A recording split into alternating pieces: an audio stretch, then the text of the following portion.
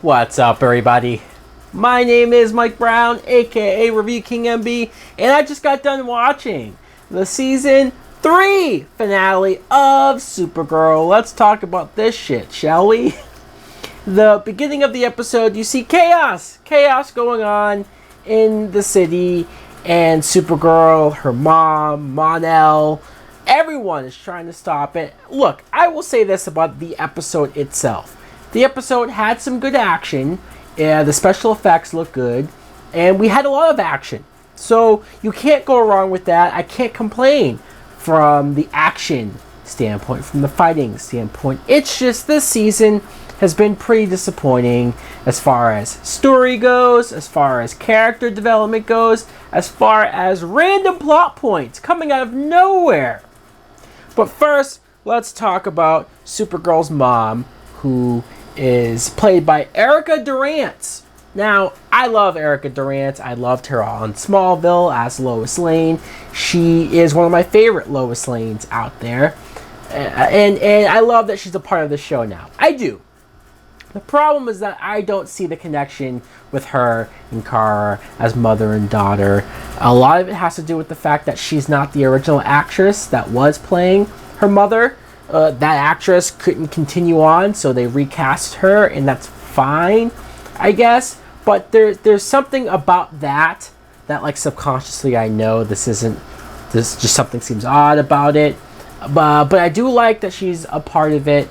I just feel like the reveal of her mom and how she just randomly was on this planet without really any build-up, without any real anticipation to what we were about to see. It just came out of nowhere of, hey, by the way, your mom's still alive.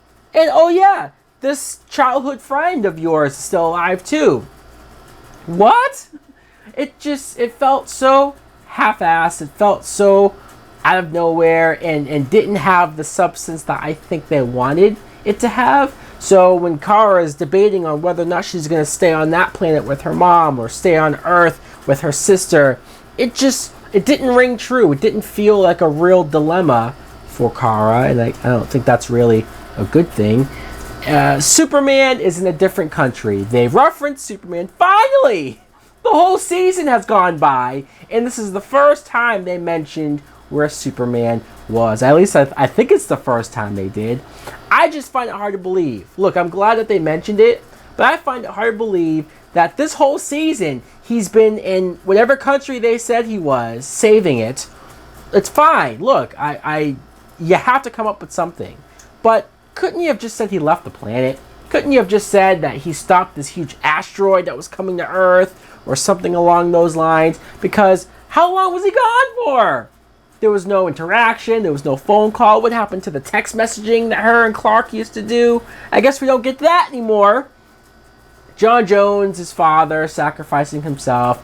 It was a nice moment, but it was something else that they just shoved in there, wedged in there. The poor guy, they already gave him Alzheimer's, and they gave him all of these things to make him pathetic.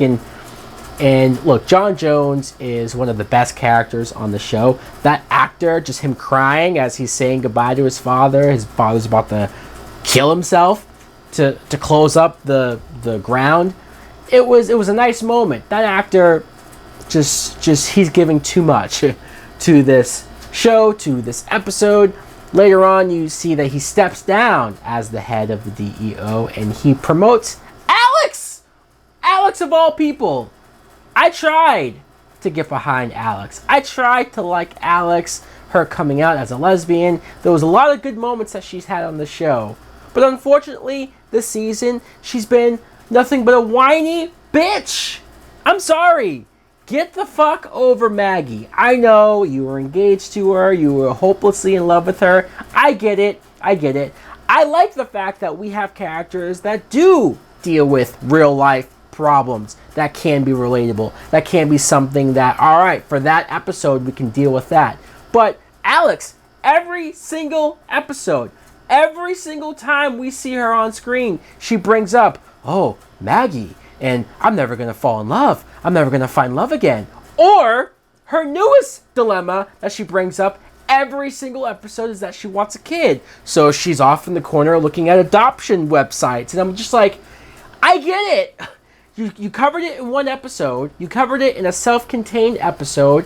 Stop hitting me over the head with what this character is constantly thinking about, even when the world is coming to an end. When Rain is causing all of this destruction, all Alex is thinking about is finding a new lover and adopting a kid.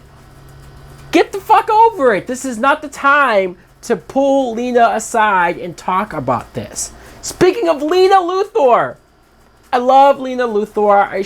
She started out as a character that I was very unsure about. And I thought, is she just going to be the female version of Lex Luthor? But they proved to me that no, she wasn't. That she did have more to her. That she was a tragic character. That she could be a good person. But oh no! It looks like they're heading her down a deep, dark path. Just like Lex Luthor on Smallville. We've been through this road. We've been down this road. I do not want to see Lena Luthor as a villain. I don't. Why are they doing this? Why? Why are they having conflict between Lena and Supergirl? Why? For what purpose? Because, we want conflict. We want to do this and we want to do that. This just came out of left field. Again, no build-up. Again, if anything, I'm more on Lena Luthor's side here when it came to creating the kryptonite, when it came to just playing it safe. How many times has Kara been on red kryptonite and gone off and done some evil shit? Or had Bizarro, Supergirl going out there? Or Rain, whose weakness was also kryptonite? Or when Superman got possessed and turned evil, and like, we need kryptonite for safekeeping. Don't be selfish, Kara. Let's talk about, speaking of selfish, Mon-El. Boy, every single one of these characters. When I found out that the actor who plays Mon-El is dating Melissa Benoist's Kara in real life, I thought, fuck. They're going to keep this guy on the show just to continue this love story that nobody gives a shit about. But thank God somebody told him, hey, look, you need to be in the future. Brainiac told him, you need to save the future, save the galaxy far, far away. And he's leaving. They had their emotional goodbye. He gave her a ring. Oh, yes, the ring. So we should talk about this with Sam and Rain and their inner battle that Sam had to have. And Rain was out there causing her destruction. I thought it was pretty anticlimactic, to be honest. I think this show already had a couple of great fights with Supergirl and Rain that you couldn't have topped it. So you almost felt like, why do we even bring Rain back at this point? It felt redundant. It felt like we've been there, done that. The moment where Rain was thrown into the fire and I couldn't even tell what the hell was going on. I'm like, is she dying? Because she's heat visioning all of these characters and I guess killing them all. She killed Sam. She killed Erica Durant. She killed Mon-El. And first of all, how many times have we seen characters, especially Kryptonian characters, be hit with heat vision and it does not kill them? Now all of a sudden, no, it killed them. It viciously killed them. And it was so anticlimactic that I was just sitting there like, okay, well, clearly this isn't going to stick. Clearly this isn't going to be the way that this ends. So she gets Mon-El's ring. She goes back in time, a la Superman the movie. The ending of him going back in time to save Lois, except for at least she didn't fly around the world.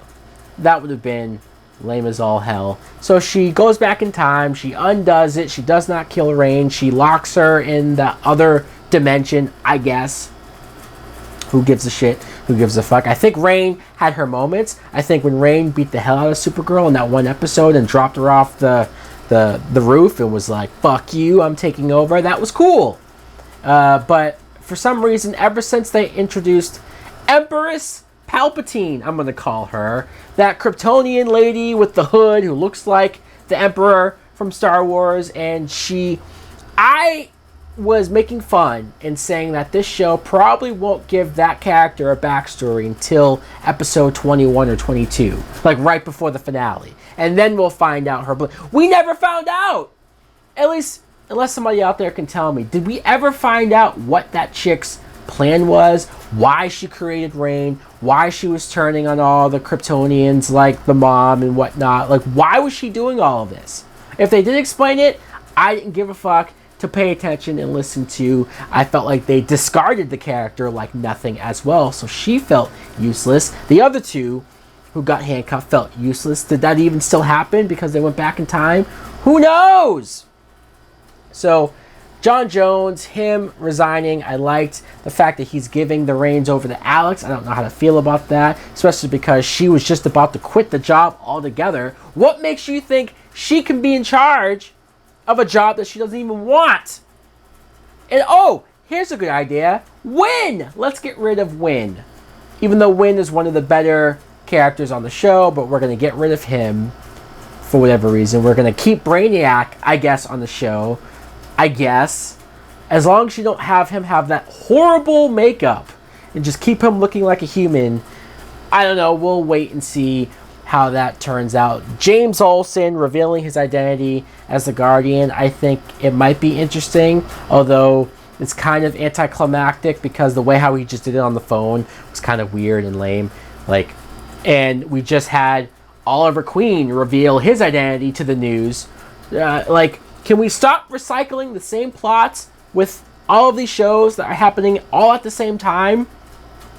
Look, I'm ranting, I'm raving. I don't think this finale sucked. I don't think that this season was horrible. I just think it's a huge disappointment. I think that we're going down some paths that I'm not a huge fan of at all. You're telling me that the cliffhanger for next season is a Red Sun version of Supergirl?